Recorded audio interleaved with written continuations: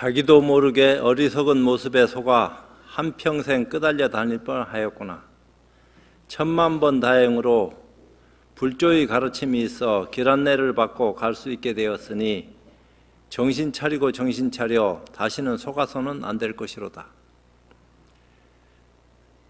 먼저 속지 않아야 속이지도 않게 될 것이니 분명하게 길을 알고 가야 다음을 기약할 수 있을 것이로다.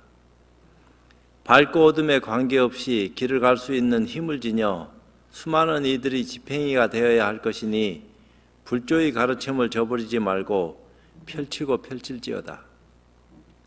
어떤 고통과 어려움이 올지라도 물러서거나 지체하지 말고 묵묵히 앞을 향해 나아가서 모든 이들이 희망의 등불이 되어야 함이로다.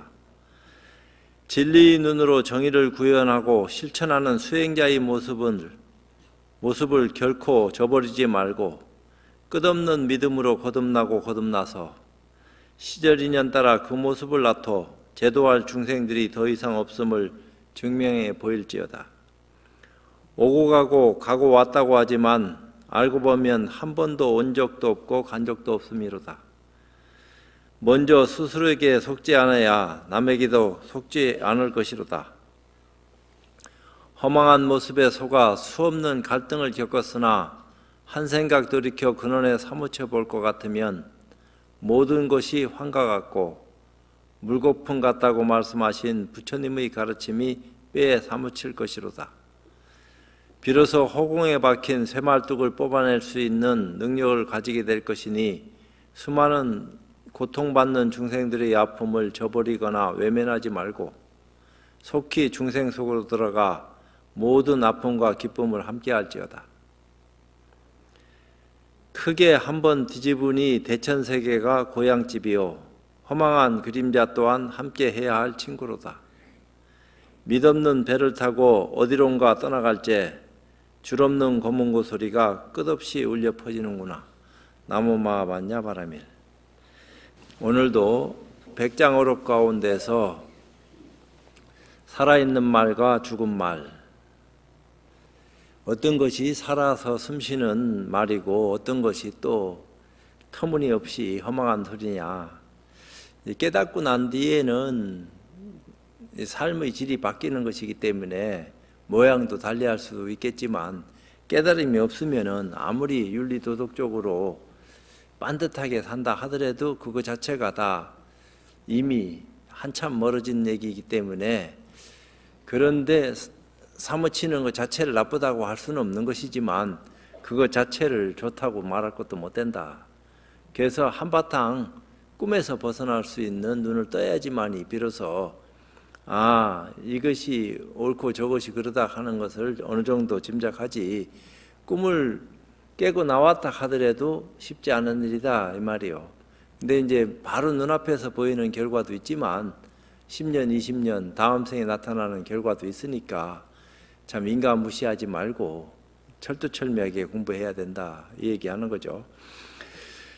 저것은 객관이고 이것은 주관이며 저것은 들리는 것이고 이것은 듣는 것이다. 같지도 않고 다르지도 않으며 끊어져 사라지지도 않고 변함없이 한결같지도 않으며 오지도 않고 가지도 않는다면 이것은 살아있는 말이고 상식을 벗어난 말이다. 그 말없는 말을 얘기하는 것인지는 몰라도 밝지도 않고 어둡지도 않고 부처도 아니고 중생도 아니다 라는 등이 모두 이와 같은 말이다. 간다 온다 끊어진다 이어진다 부처 중생들은 죽은 말이다. 두루하다 두루하지 않다 같다 다르다 끊어진다 이어진다 등은 외도라는 뜻이다. 참 이 묘한 말들을 했어요.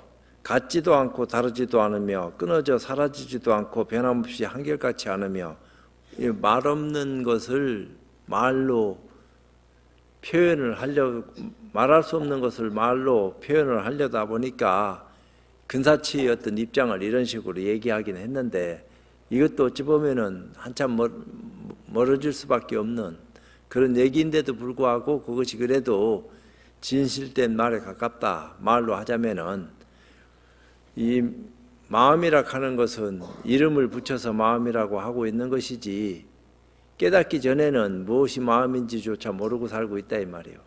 깨닫고 난 뒤에도 마음을 설명하려고 하니까 힘들고 어렵기는 매 마찬가지고, 그렇지만 마음을 안가하고 모르는 것은 천지차이고, 그래도 비로소 이제 그래도 부처님 가르침을 통해서 이치를 배우고 이해하고 또 실질적인 가치를 눈떠서 아 이것이 마음이로구나 하는 깨달음에 입각할 것 같으면은 조금 다를 거고, 그렇지 않을 것 같으면은 허망한 건데, 그래서 이제 그 깨달음의 어떤 입장에서 얘기되어지는 것은 살아있는 말이다 이렇게 얘기하는 거고, 깨달음이 없이 깨달은 척 한다든지 깨달음이 전혀 없다든지 이런 것은 다 옳다 그러다 하는데 천착한 어떤 입장을 가지고 얘기한다 하더라도 허망하기는 매일 바이다.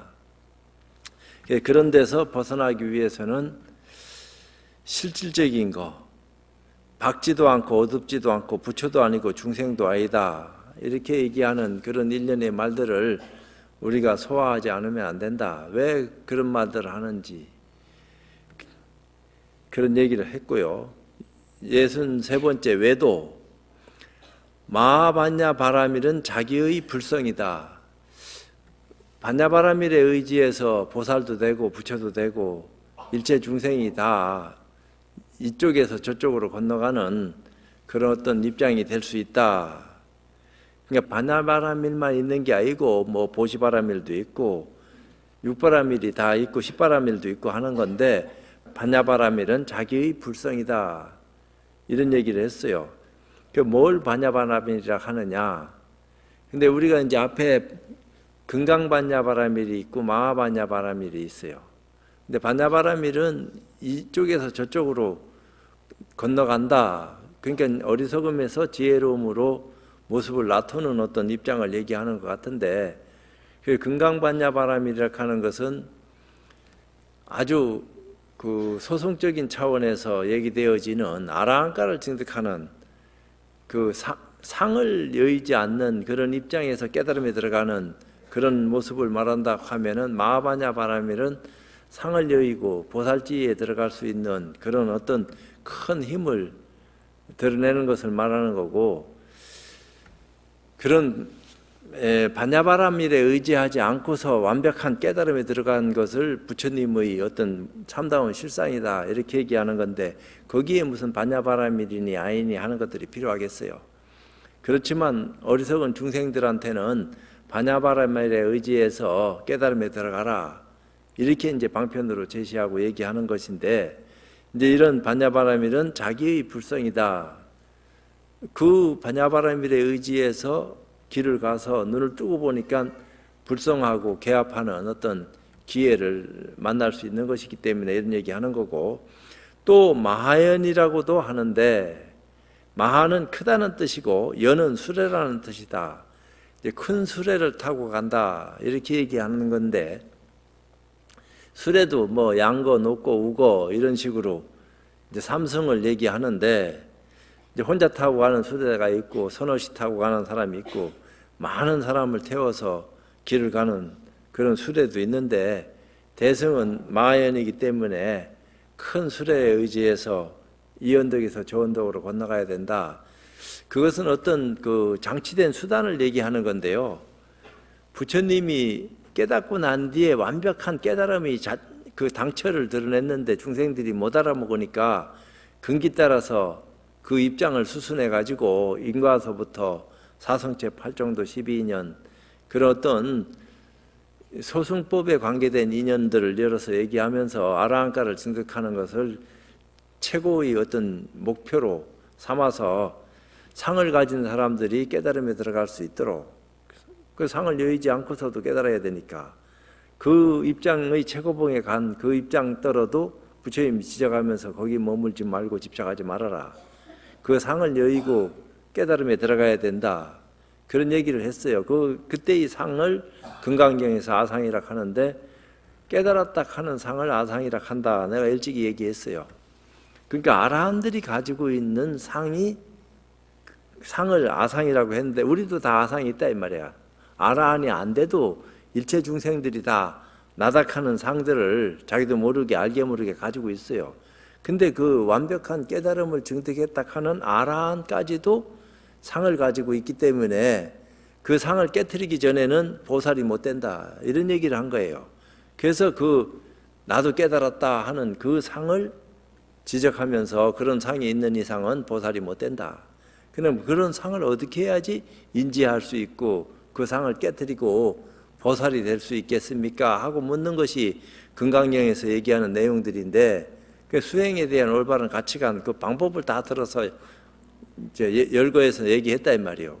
그 수행 따라서 공부하면은 그렇게 된다, 이래 된 건데, 아라한가도 증득하지 못한 사람들이 보살이 되고자 욕심낸다고 그렇게 되겠나? 그렇기 때문에 우선은 한 단계 한 단계씩 나가지 않으면 안 된다. 단계를 한꺼번에 뛰어넘어서 바로 보살되면 최고로 좋겠지만 우리 능력으로는 그럴 수 있는 의식력을 못 갖췄기 때문에 자기 근기를 스스로 받아들이고 잘 알아서 분수에 맞는 어떤 수행을 통해서 점차적으로 참 그 수행의 정도를 높이지 않으면 안 된다. 그래서 아라한 되기도 엄청나게 힘들고 수다원과에 나가는 것도 힘들고 어려운 판인데, 아라한과는 말할 수 없이 어렵고 힘든 건데, 그래도 수행자라면은 능히 그 난관들을 다 극복해야 된다. 그러면서 거기에 머물거나 집착하지 말고 그 이상의 눈을 뜨지 않으면 안 됩니다.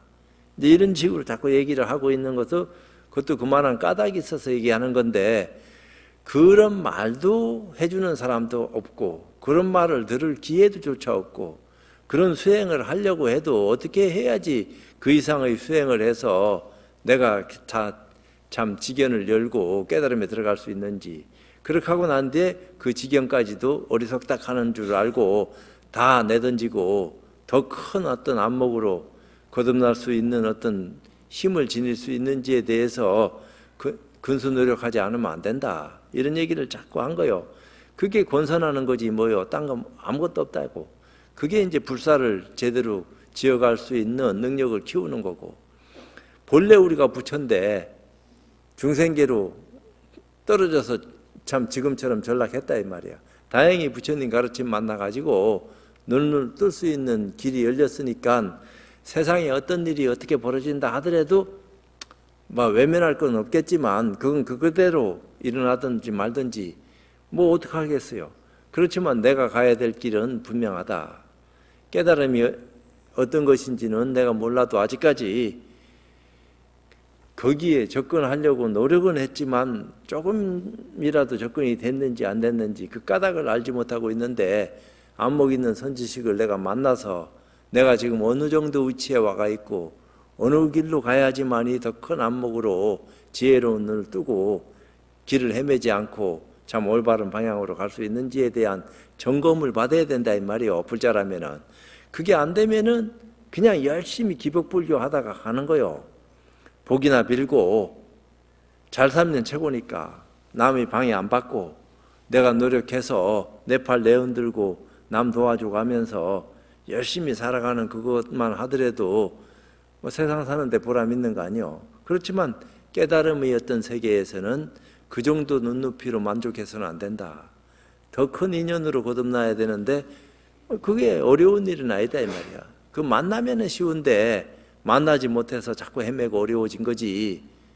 실제로 깨달을 수 있는 인연만 만나면은 결과는 자연히 이루어질 수 있는 건데, 그런 인연을 못 만나고 뺑뺑 도니까 안타깝다 이런 소리 자꾸 하는 건데, 그러니까 눈 뜬 사람이 눈 감은 사람을 자꾸 길 안내를 해서 눈 뜰 수 있도록 해주고, 눈 감은 사람은 또 그런 인연에 나아가서 눈 뜨고자 해야지 결과가 달라지는 건데 쉽지 않다 이 말이요.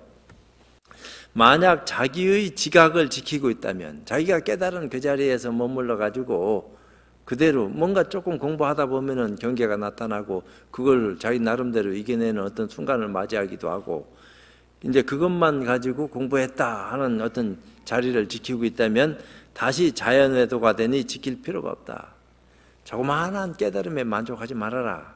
그건 깨달았다고 얘기할 수 있는 근거가 없는 건 아니지만 그만큼의 어떤 공부된 사람들은 세상에 많이 있다.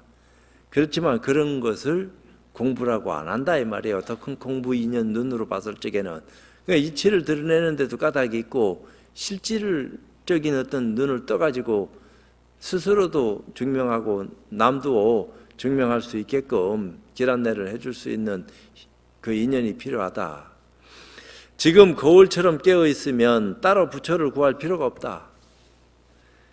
만약 또 따로 구한다면 다시 인연 외도에 속한다. 알았는데 믿음이 약하니까 자꾸 흔들려가지고 아까 본 건 뭐고 지금 본 건 뭐고 해가 반짝하고 이것이 해구나 하고 눈을 떴는데 다시 구름이 가리고 어둠이 오니까 이거 아까는 뭔가 본 것 같은데 지금 깜깜해졌는 거 보니까 이 공부가 아닌 것 같다 하고 흔들린다 이 말이에요.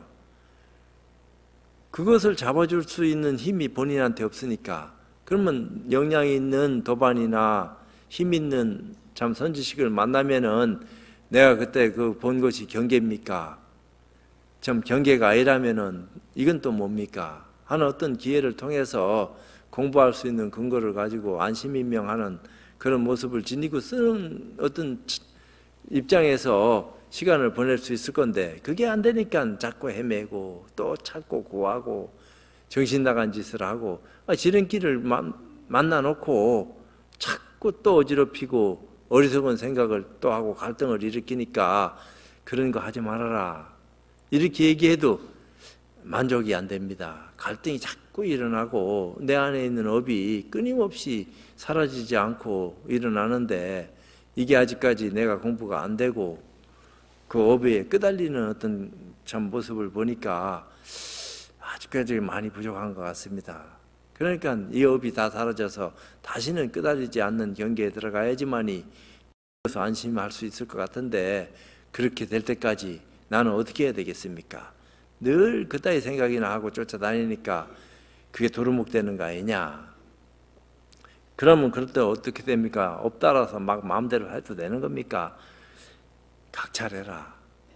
이게 아니다 싶을 때는 내려놔라. 얼른 수시로 내려놓지 않아도 될 정도로 힘이 있다 하면야 일어날 까닭도 없겠지만 일어난다 하는 것은 뭐가 아직까지 부족하다는 얘기인데 그걸 채우기 위해서는 네가 어떻게 해야 된다 하는 까닭을 알고 있는데 왜 그것을 모르고 자꾸 허망한 데 끄달려가려 하느냐. 이제 이런 어떤 얘기들을 자꾸 하는 거죠. 그러다 보니까 본인이 이길 수 있는 업력이 생기면은 스스로 편안해지 끼고 그런 업력을 못 갖추면은 자꾸 들떠 가지고 어리석은 데 끄달려가는 기고 그건데 이제 그것을 한 생각 돌이켜 보면은 끄달려가든 끄달려가지 않든 다 허망한 인연에 불과한 거지만 그래도 수행을 한다 하면은 안 끄달려가는 것이 끄달려가는 것보다는 100배 1000배 나은 거 아니냐. 뭐 어떻게 해야지 그런 업을 내가 다 내려놓을 수 있겠습니까? 참 이게 남한테 얘기는 못하고 혼자 해결하려고 하니까 해결도 안 되고 힘이 듭니다. 좀 해결할 수 있는 방법을 가르쳐 주시면은 참 길을 따라갈 수 있겠는데 방법도 모르고 헤맬 수밖에 없으니까 이거 불교 공부 제대로 했다고 할 수 있겠습니까? 이래 되는 거죠. 또 얽매임 밖의 사람 다 중생들은 얽매여 있다 하는데 얽매이지 않은 또 다른 어떤 인연이 있다 하면 그게 뭐냐 하고 묻는 거랑 같다 이 말이죠. 이 땅에 초조께서 말씀하시기를 달마 스님이 중국에 와서 초조가 됐어요. 인도에서는 28조고 중국에 와서는 초조인데 그 달마가 말하기를 마음에 옳은 것이 있으면 반드시 그런 것도 있다고 하셨다. 마음에는 옳고 그른 것이 동시에 나타난다 이 말이에요. 똑같은 것이 나타나더라도 상대적인 것이 만들어질 수밖에 없다. 길면 짧은 게 있고 있으면 없는 것이 있고 없으면 있는 것이 있듯이 그렇게 본래는 있다 없다로 설명할 수 없는 그런 어떤 실상이 있었는데 그것을 우리는 묘법이다 이렇게 얘기를 해요. 실상 묘법이다고 말로는 그렇게 설명을 해서 드러냈는데 그 까닭을 모르니까 말만 외워서 실상 묘법에 그냥 못 박혀 있는 거지 그건 진실을 모르고 배워서 이해한 대로 써먹고 있는 거에 불과한 것이기 때문에 진실이 무엇인지를 눈 뜨고 속아서는 안 되고 눈 뜨고 감고 관계없이 깨달음에 입각해서 아 이거구나 하는 자각이 있어야 된다. 그것도 크게 확철되어 해서 다시는 속지 않는 그런 근거를 지녀야지. 그런 어떤 공부가 힘이 약하면은 흔들린다 이 말이요. 처음에는 안 흔들릴 것 같이 야 이거다 하고 확 붙들었는데 어느 정도 가니까 업이 쓱 앞을 가리니까 그 아까는 공부가 잘 됐는데 지금은 내가 이렇게 마음이 흔들리는 거 보니까 공부가 덜 됐는 것 같다. 안 된 건 안 된 거겠지만 그래도 한번 본 거에 대한 믿음이 커야지 이걸 끌고 갈 텐데 믿음이 흔들리니까 도루묵 돼버린다 이 말이야. 그러니까 한 번 더 해라.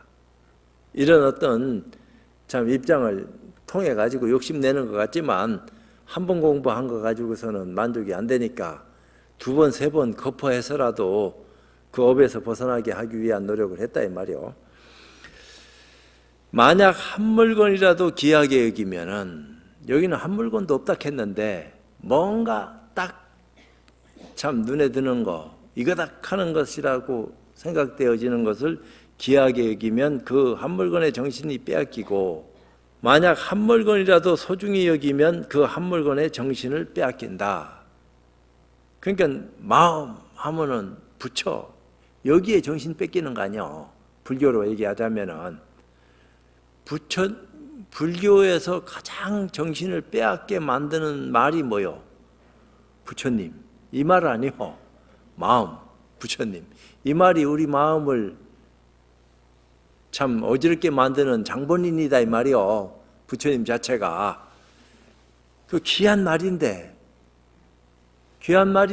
귀한 말을 자꾸 다져서 부처님 하다 보면은 거기에 그냥 못 박혀가지고 훅 빠진 거지.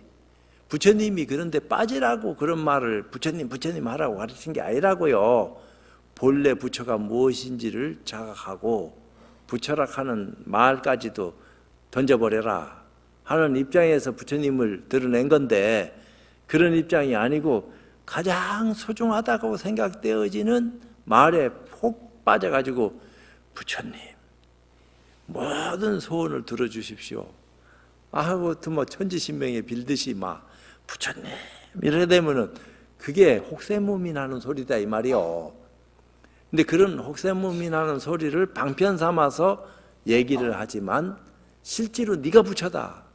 어리석은 데서 그만 허덕거리고 지혜로운 눈으로 거듭나라고 그런 말을 한 거지. 부처한테 둘러 빠져가지고 귀신 노릇말하고 그런 말을 한 게 아니다 이 말이요. 그러니까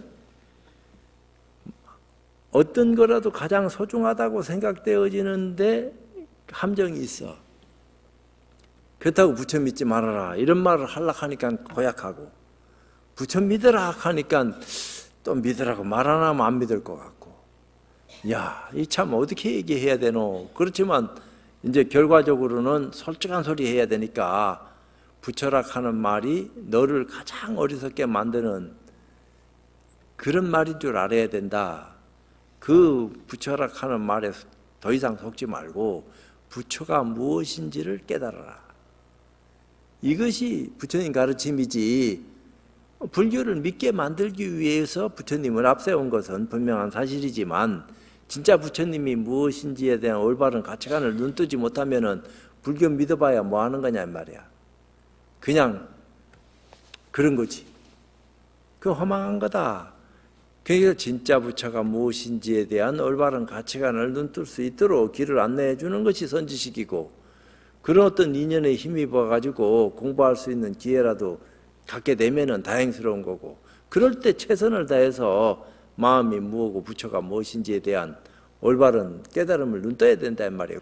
그렇기 때문에 옛날에 선지식들이 마음이 뭔지 부처가 뭔지 몰라서 깨달아라 했겠어요. 그 말은 절에 들어오자마자 제일 먼저 받아들이고 배우고 이해한 거고 그러니까 마음 늘 그렇게 얘기하고 사는 것이 평상시 일이고 또 늘 법당에 가면 부처님 모셔져 가 있으니까 예불 하고 공경하고 늘 거기에 참 공양 올리고 최상의 어떤 참 찬사를 아끼지 않고 그렇게 부처님을 섬기고 믿고 의지하고 따르고 그러면은 평생 다 가고 그게 불자가 해야 될 일이다 이렇게 착각하게 만드는 것은 불교고 불법은 그런 돌이 아니다 이 말이야.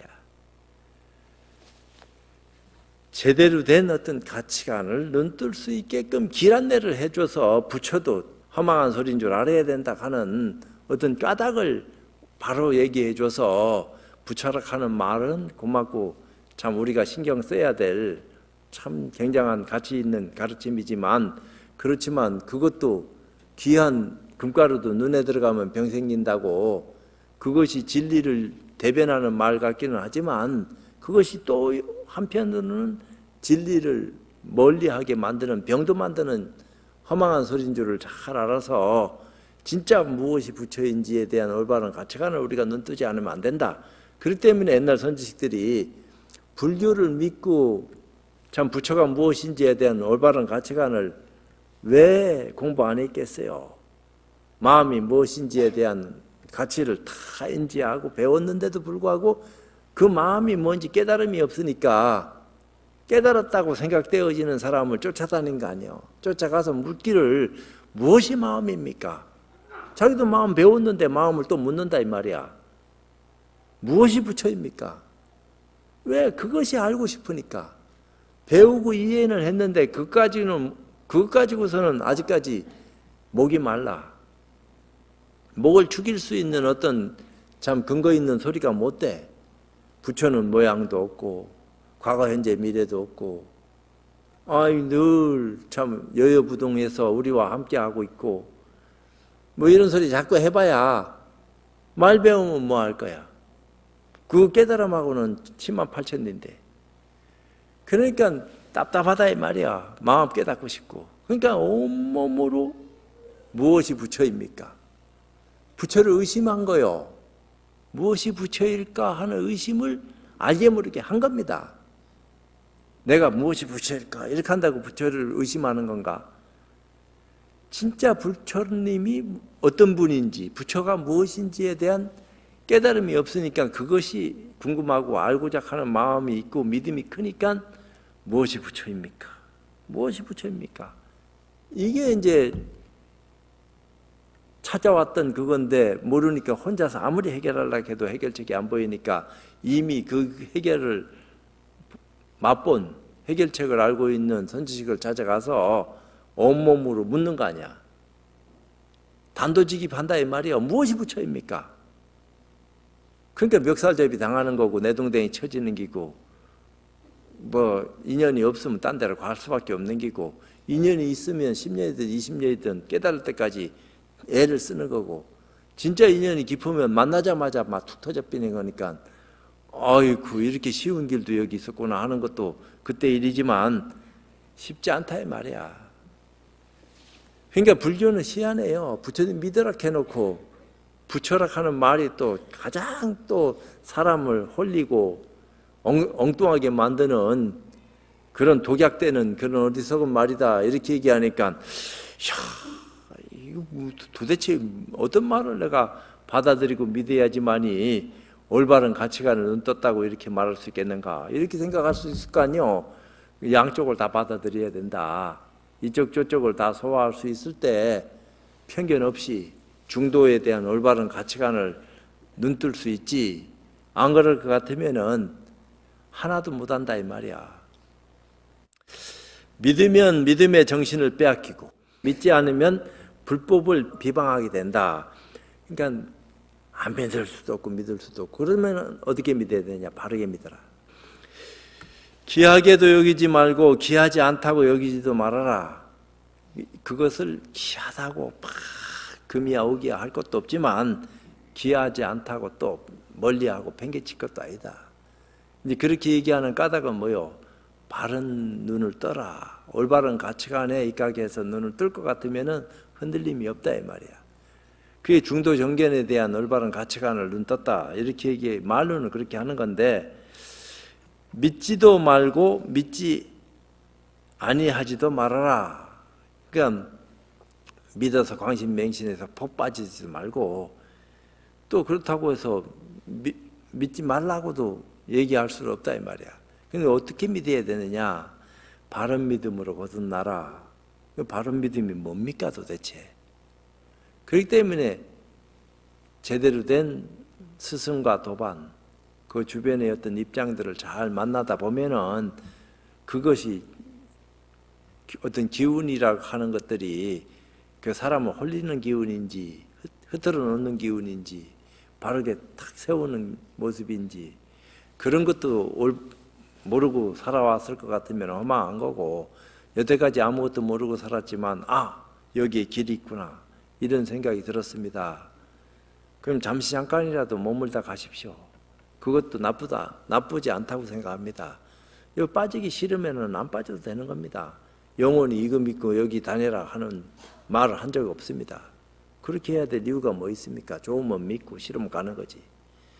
그렇지만 어떤 것이 진정으로 좋아해야 될 어떤 가치 있는 가르침인지 그것을 받아들일 수 있는 큰 어떤 눈이 있으면은 좋겠지만, 그렇지 못하면은 차분하게 자기 여태까지 사고하고 생활해왔던 가치관이 있을 거니까 거기에 근거해서 정신 뺏기지 말고 눈 뜨고 차분하게 길을 가다 보면은 좋은 어떤 인연들이 오게끔 내가 있습니다. 이렇게 되는데, 근데 그게 좋은 인연이 오면은 다행이지만 안 좋은 인연이 오면은 자기도 모르게 둘러 빠지거든. 쉽지 않아요. 부처는 마음이 큰 중생이니 부처는 또한 무의가 아니다. 유의다, 무의다. 유의는 어떤 한정거진 모습 속에서 자리하고 있는 거라 하면, 무의라 하는 것은 우리의 한정된 어떤 가치관을 벗어난 또 다른 어떤 눈뜸이 있어야지 보여질 수밖에 없는 그런 입장까지도 얘기하지만, 그런 것도 다 벗어났다. 그런 것도 아니다. 비록 무의가 아니지만 또한 어둠도 아니니 마치 허공과 같다. 부처는 허공과 같다 했어요. 이 허공이라 하는 것은 우리 눈에 보이는 허공만 허공이 아니고, 이 허공이라 하는 것은 어디서부터 비롯되고 어디서부터 끝나는지 알 수 없는 모습이라 했어요. 그러니까 시작과 끝이 동시이지만 그 허공은 시간과 공간을 초월해서 있다 이렇게 얘기해요. 그 허공은 시간도 존재하지 않았고 허공도 자리하지 않은 그 완벽한 입장의 그 허공이 태초에 있었다 이렇게 얘기합니다. 전부터. 근데 그런 것들이 부처와 모양을 같이 한다. 단지 부처는 차고도움을 알 수 있는 능력을 지니고 있지만 허공은 차면 찬지 뜨거우면 뜨거운지를 모른다. 영지심이 없다 이 말입니다. 그걸 지각할 수 있는 능력을 못 갖췄다. 근데 그 마음이라 하는 것, 부처라 하는 것은 그런 지각할 수 있는 영지심, 능력을 갖췄기 때문에 거기에서 뭔가 호련히 움직임이 바래지고 그것이 시간을 만들고 공간을 만들면서 천차만별로 삼라만상을 만들어냈다. 이런 식으로 불교에서는 연기법을 얘기하고 있다 이 말이에요. 그 연기법이라 하는 것은 다 인과에 의해서 얘기되어지는 인연법을 말하는 것이기 때문에 그렇게 무궁한 세월 동안 이루어져서 지금도 그렇게 만들어지고 흘러가고 있지만, 이제 이런 어떤 입장과 같은데 그 허공은 우리 눈에 보여지는 허공이라고 안 한다 이 말이에요. 이 허공도 허공이지만 이건 산소도 수소도 질소도 다 있는 허공인데, 진짜 허공은 산소, 수소, 질소가 없는 허공이요. 그러니까 완벽한 허공은 아무것도 없다 이렇게 된 겁니다. 아무것도 없는데 뭘 만들어낼 수 있는 힘이 있다 이렇게 된 거예요. 그걸 우리는 창조주니 조물주니 뭐 굉장한 거니 막 얘기하지만, 그 안에는, 불교가 얘기하는 안에는 신이 말이요 셀 수도 없이 많아요. 기독교에서 얘기하는 하나님은 그냥 셀 수도 없이 많다니까. 그런 종류의 모습이, 이 우주가 그만큼 넓다 이 말입니다. 한계 그어진 우주 속에서 지배하는 그런 어떤 최고의 어떤 입장이 아니다 이 말이에요. 어떤 것이 최고다, 최하다 이런 것들이 이루어질 수 없는 그런 세계가 있다, 이런 얘기를 한 거예요. 그런 어떤 입장을 허공과 같다 이렇게 표현했어요. 그런 허공과 같은 모습에서 허공과 다른 점이 있다 하면은 변화가 있다 이 말입니다. 완벽한 허공은 변화도 없어요. 근데 그 완벽한 허공 속에서 변화가 일어났다. 그것이 시작이다. 이렇게 얘기한 겁니다. 거기서부터 비롯된 시작이 몇 억겁을 지내오면서 지금 이런 모습을 갖췄는데 이것이 성주계공 가운데에서 괴에 속하는지 성에 속하는지 우리는 모른다 이 말입니다. 우주법계는 성주계공하고 있는데 그 큰 대우주도 윤회한다 이래 된 겁니다. 우리 인생만 윤회하는 것이 아니고 이 우주 또한 윤회한다. 이제 이런 얘기를 한 거예요. 근데 이제 윤회하는 가운데서 나다 너다 하는 관념을 가지고 우리는 관계하고 있다. 이런 관계를 어떻게 참 좋은 관계로 존속시키면서 더 크고 넓고 깊은 세계를 서로 공유하면서 참 살아갈 수 있느냐. 이런 가치관을 얘기하는 거다 이 말입니다. 그래서 그런 눈을 뜨기 위해서는 깨달음을 열어라. 한계 그어진 사고 속에서 생각할 수 있는 힘이 있다면은 한계를 벗어난 또 다른 어떤 그 기운을 느끼기 위해서는 그만한 힘을 우리가 갖지 않으면 안 된다. 그런 눈뜸을 열을 수 있게끔 깨달음이라 하는 말로 표현을 했지만 그런 어떤 인연들을 얘기해서 변화를 줬다 이 말이야. 그래서 내가 아니고 또 다른 모습으로 거듭날 수 있는 그런 능력을 가질 수 있게끔 길 안내를 불보살이 했으니까 그런 어떤 인연을 통해서 우리가 거듭나야 된다. 부처는 마음이 큰 중생이니 거울처럼 깨어있음이 많다.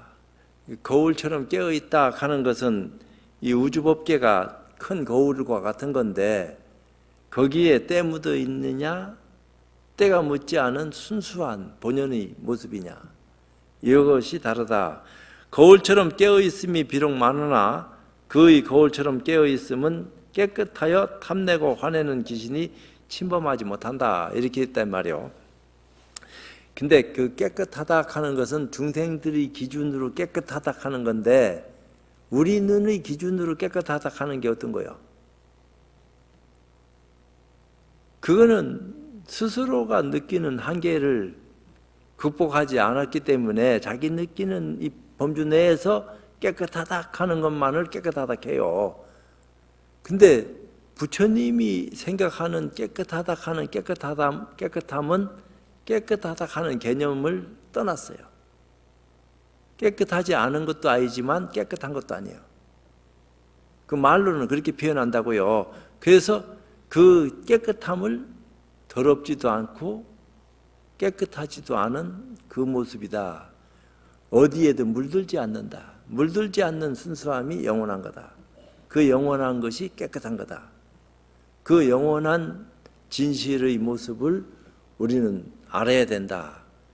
그것을 이해해야 되고 그것을 실질적으로 깨달아 가지고 눈을 떴을 적에 여기에는 어떤 번뇌와 티끌, 귀신도 침범할 수 있는 모습이 아니구나. 물들어지지 않는 거니까. 일체 모든 것은 다 물드는데 그것은 물이 안 들어. 부처는 얽매인 밖의 사람이니 털끝만큼의 애욕이나 집착도 없고 또 애욕이 없고 집착이 없다는 생각도 없다. 그런 것까지도 다 떨어져서 끊어졌다. 이것을 일러 육도만행을 다 갖추었다고 한다. 이미 육도만행을 갖췄기 때문에 그런 모습을 지닐 수 있다. 이 얘기로 돌이켜서 보면은 표현할 수 있다 이 말이요. 만약 장엄의 도구가 필요하다면 여러 가지가 모두 있고 중생들한테는 장엄이 필요하니까 그래야지 깜짝 놀라고 아이고 굉장하구나 이러지. 아무것도 없이 평범한 것을 가지고 이게 부처다 하면 누가 믿겠어? 지 눈에 맞는 굉장한 어떤 실체를 보여줘야지만이 꼼짝 못하고 거기에 끌려갈 수밖에 없는 모습을 지니고 있으니까 그런 가지가지 모두를 가지고 있고 필요하지 않다면 그는 쓰지도 않고 또 잃지도 않는다. 한 물건도 없다 이렇게 얘기했다 이 말이야. 있다 하면 다 있고 없다 하면 하나도 없다. 그 말이 어째서 그런 거고, 우리의 입장에서는 이해가 안 되는 말이다. 있으면 있고 없으면 없지. 있는 것도 아니고 없는 것도 아니고 무슨 철학도 아니고 이상한 소리 자꾸 해가지고 자꾸 헷갈리게 하니까 알듯 말듯 하다가도 도로 헷갈립니다. 이래 되는 거 아니야? 그는 원인과 결과, 공덕과 지혜를 자유롭게 쓸 수 있는데 다 거기서 비롯되는 거니까 거길로 돌아가고, 이것은 수행이지 수고로운 일을 하여 무거운 짐을 짊어지는 것은 아니다. 그러니까 수행이라 하는 것은 어떤 노력을 가자 하는 게 아니에요. 그냥 저절로 이루어지는 것을 말하는 거지. 따로 어떤 수행을 해야지 수행한다 하는 것은 중생들의 입장에서 요 정도에서 요 정도 올라가는 단계를 얘기할 적에는 수행을 말하는 것이지, 그런 단계조차 다 무너져서 본래 그런 것들이 없다 하면은 수행이 없다고는 말할 수는 없지만 수행을 하라고 말하는 것도 어리석은 말이다 이 말이에요. 그러나 수행이라고 부른다면 도리어 이와 같지 않다. 그걸 수행이라고 해야 되는지 수행 아니라고 해야 되는지 알 수는 없는 말이지만 그렇다 이 말이에요. 그렇지만 어리석은 중생들이 부처님의 어떤 모습과 한 덩어리로 개합하기 위해서는 알게 모르게 정신을 써야 된다. 근데 정신을 쓰되 어떤 정신을 써야 되냐? 그러니까 대승불교에서는 마하바냐 바라밀에 의지해서 수행하라 했으니까 그것을 참 깨닫고자 하는 노력이 필요하다 이 말이야. 오늘은 이쯤 하고 이상 마치도록 하겠습니다.